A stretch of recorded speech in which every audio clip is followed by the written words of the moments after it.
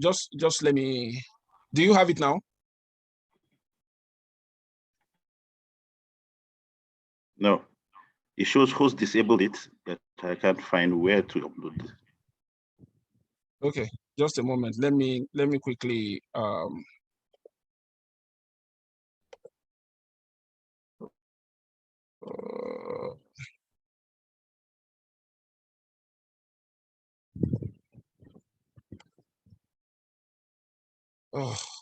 I'm coming.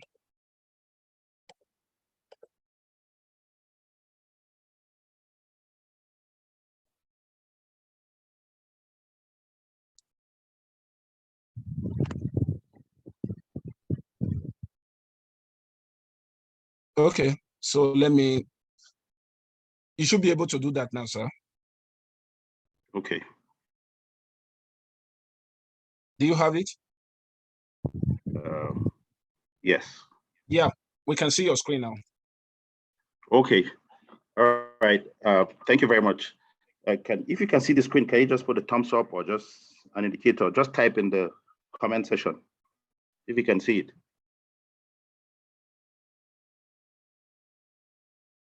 Yep. Oh. Okay. I see. SL can see it. Yeah, Mr. Freddy can see it. Okay. So,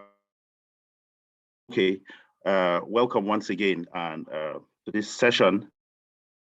So, and this is a rare privilege, I would say, to have to talk about something that I really love, which is analytics. And in the context of HR, we know analytics is something that is big now and it's applicable in almost every profession. And it's interesting how the use of analytics in HR has become very widely used now. So let's not take so much of our time. I just want to ask again, I know a lot of us here in HR or in learning, can you please indicate again if in your organization, your HR, you have a analytic function, whether it's HR analytics or it's workforce analytics or people analytics, as the case may be, do you have analytics function? Just indicate by typing yes or no.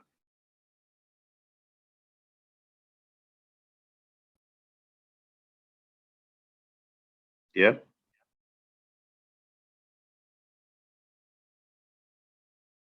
Okay, okay. Fred, no. Okay. Okay, so I believe we've heard about analytics before. So for those that said to did not have, I hope at the end of this session, I'll be able to answer some of the questions I thought you asked. So I hope I'll be able to answer what analytics is, and then I'll be able to make informed decisions, especially in HR. And then what are the tools and techniques for analytics that I'll be looking at? And then what are the issues with analytics? And then at the end, we are going to look at analytics as a whole. Is it just a boss? So we know there are a lot of things disrupting workplace. Where we work, what are those things that you think are disrupting the work you do? What are those things? Can you just quickly just type? Just those disruptions at your workplace.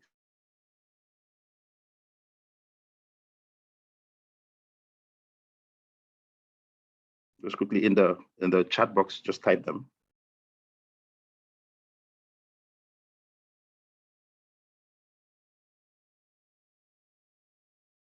Okay, so the way the world is fast moving, it's fast evolving. There are a lot of things that are influencing the way we work and quickly changing the work. Yeah, I can see Bruce said Japa. Yeah, that's very big, and it's causing a lot of issues that HR have to deal with, especially the issue of attrition and all.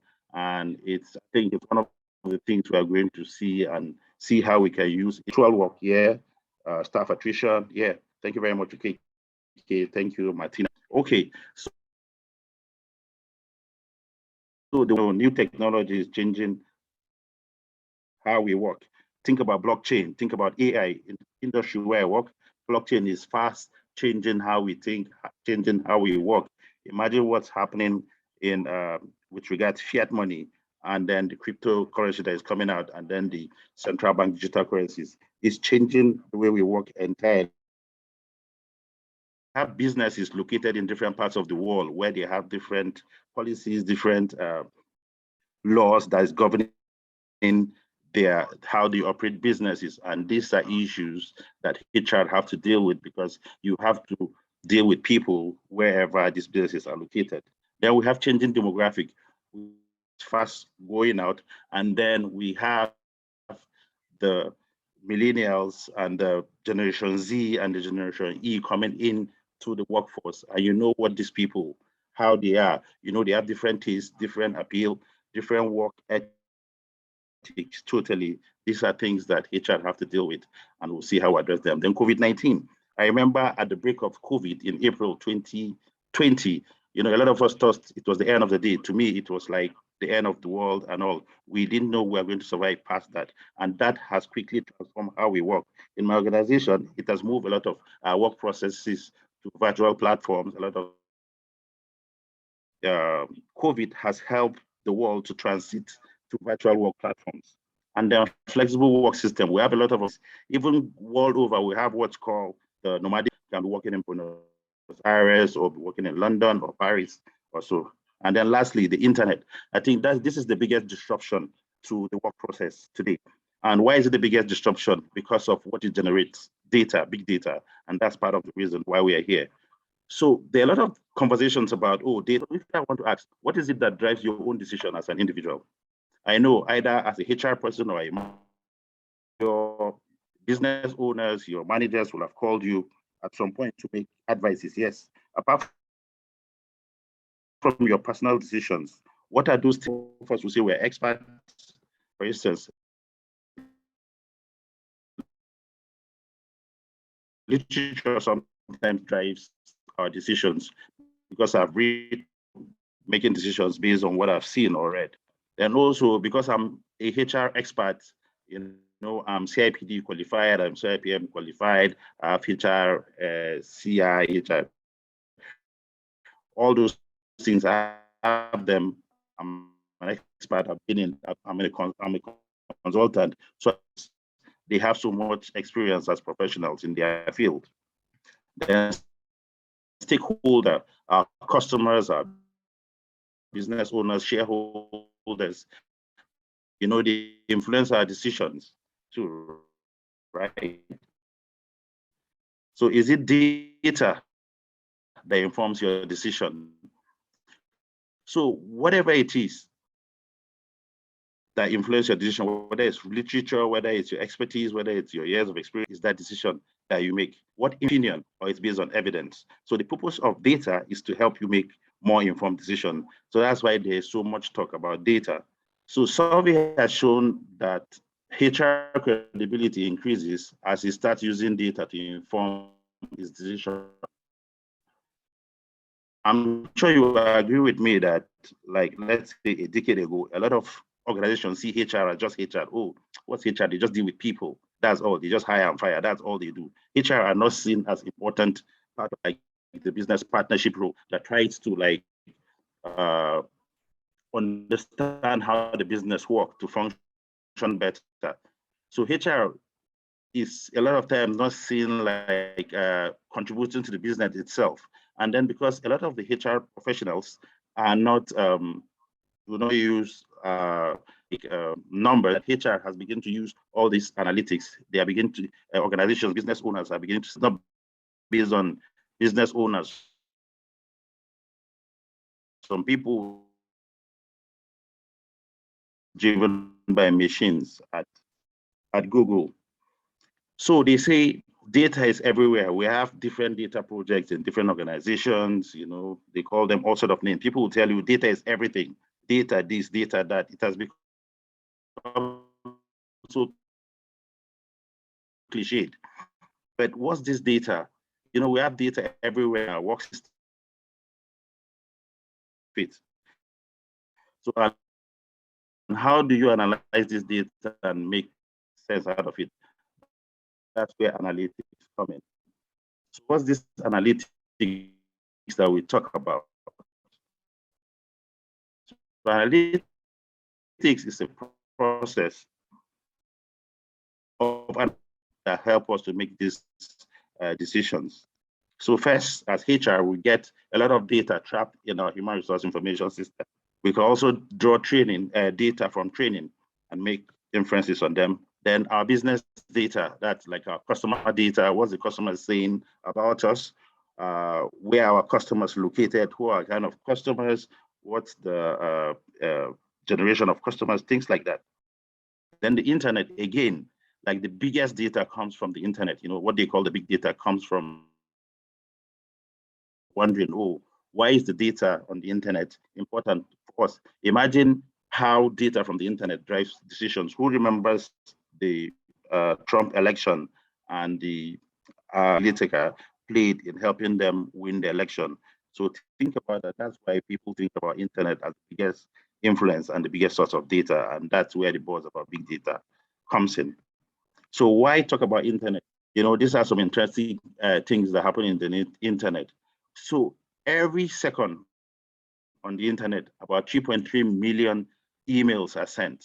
There are 8 hours of content uploaded every second on the internet. Then there are 469,000 likes on Facebook. This tells you a lot of things. Then look at the subscriber run. You have new websites created. So this generates a lot of data out there that can help you make. That's why we do analytics. Now we have tools that enable you get this data decisions to support your businesses. So let's take already have analytics in their organization at different contexts. What do you use to analyze your data? Do you get your data or do you buy to help you make decisions? So let's look at it this way. So reflect on whatever it is. It is A, which is descriptive. Does it provide data? Is it based on hindsight? Is it project-based? Whatever you do, however you do analytics, it's a project-based and examines root cause of issues. Does it provide information to mitigate against associated risks? Or does it deliver insight for decision making? Does it make forecasts? Do you predict? Do you make prediction? So if it's A, you're only reporting. Then if it's B, you're analytics. So let's dive a bit in. So for you to do analytics, you need to have some sort of maturity level, what is called the analytics value chain, broken down into 4 components, actually: the descriptive, diagnostic, predictive, and prescriptive. But added the operational. The operational is where a lot of organizations are, because for you to do any form of analytics, you need to have access to the data, and you also need to have a data existed before you do anything. Then you go to the descriptive. The descriptive is where you understand what happens to the data.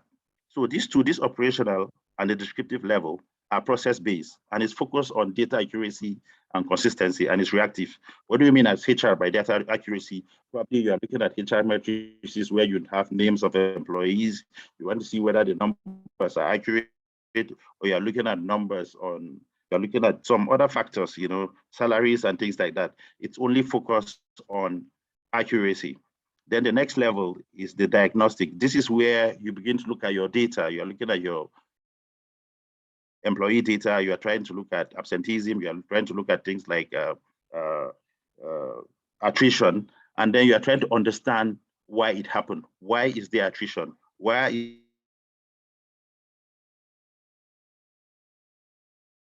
people getting sick in the organization? Then the next level is the predictive level.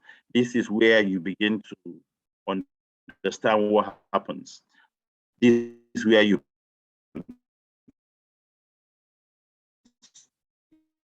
in the data to understand trend in data. So and then you have prescriptive. Now understand these patterns in apply some machine learning algorithms or AI to be able to help you to make suggestions regarding the remedies or some of those things that you need to do. So if you are doing prescriptive, predictive, diagnostic, these are usually this is where you actually make those suggestions and predictions that will help make more informed decisions. So from the experience I've had in Nigeria and what I've seen here level, even though there's a lot of talk about, oh, this is what we are doing analytics. But a lot of times, what we do is